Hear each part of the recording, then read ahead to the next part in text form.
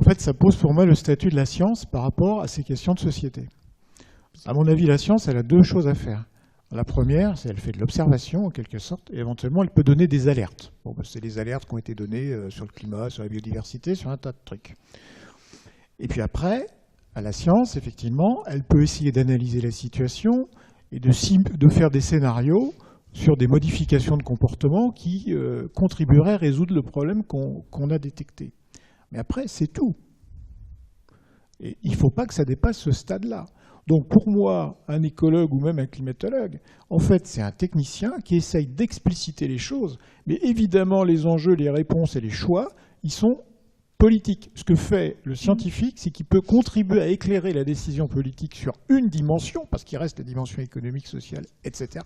Mais c'est tout ce qu'on a à faire. Alors sur les agrocarburants, mais dès le début, les gens qui travaillent sur les écosystèmes, notamment dans mon laboratoire, on a même eu une thésarde à une époque là-dessus avec l'école des mines, on a dit c'est bien gentil votre truc, donc évidemment ça va venir en compétition de surface agricole, donc avec les conséquences que vous avez évoquées. Mais là c'est typiquement l'exemple que je prenais tout à l'heure, où on devient brutalement le monomaniaque du carburant ou de la fixation du CO2.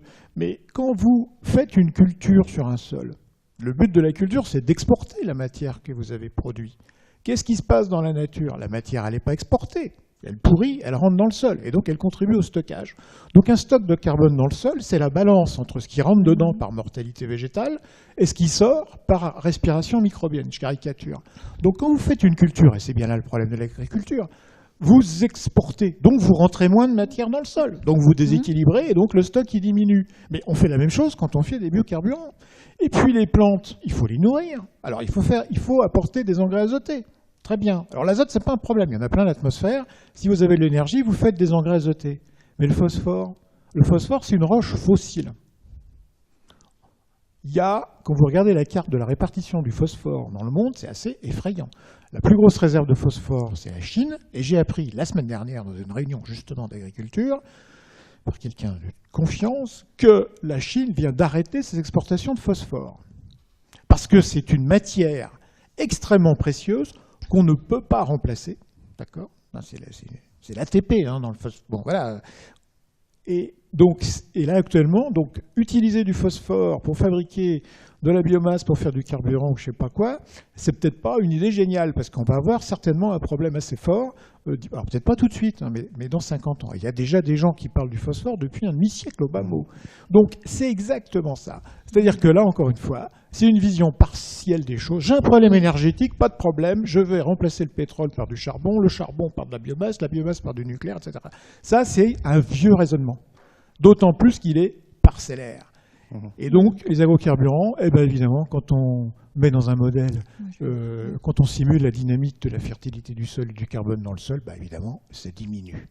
Ceci dit, on a mis dans le modèle ce qu'on savait avant. Le modèle, il n'invente rien. Je suis d'accord. Je vous ai vu noter aussi sur les biocarburants. Vous étiez tous les deux en train de noter sur vos papiers. Ça vous inspire? Oui, sur le biocarburant. Parce que là, c'est un exemple typique où on n'obtient pas les mêmes résultats selon les endroits, selon les structures sociales, selon les structures écologiques. Il est sûr que le développement du carburant à base de maïs au Mexique, ça a été une catastrophe parce que là, c'était vraiment des terres qui avaient été prises aux paysans. Et là, il y avait une concurrence avec l'agriculture. Les agrocarburants à partir d'éthanol dans le centre du Brésil, c'est de la canne qui n'est pas irriguée, qui est vraiment de haute technologie, elle n'est plus mise à feu, on le coupe, on récupère sur le sol. Enfin, il y a toute une technologie. Là aussi, il faut faire un bilan, c'est-à-dire qu'on peut se déplacer de 100 km, la situation ne va pas être la même, aussi bien dans les impacts sociaux que dans les impacts écologiques ou les impacts de production. C'est très très difficile aussi de généraliser, et là je rejoins Luc, il n'y a pas de solution universelle.